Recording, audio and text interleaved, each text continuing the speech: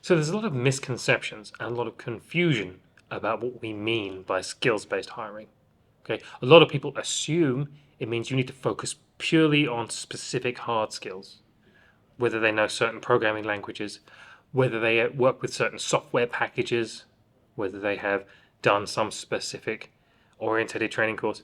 That isn't quite what we mean, and it's important to define what we mean by skills. Soft skills are essential to performance in the workplace, not just performance, but retention, attrition, satisfaction, engagement. There's a lot to it, a lot more than just specific hard skills.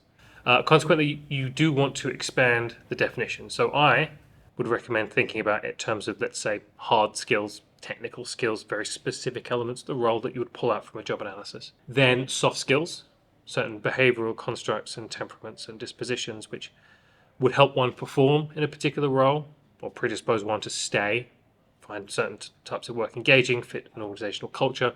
Those are soft skills, and those are just as important, some ways perhaps more so. And then I would also suggest looking at cognitive skills, looking at overall cognitive abilities which underpin a person's ability to learn, solve problems, make decisions, and acquire hard skills, both down the line and up until that point. Those three elements are all important. Okay, and a skills-based hiring approach does not call for you to ignore the other two. Quite the opposite. You want to be assessing for those with quite some urgency. Okay, with an experiential hiring approach, all you're doing is asking them about their past. Where did they go for university? What roles have they been in? That isn't addressing skills.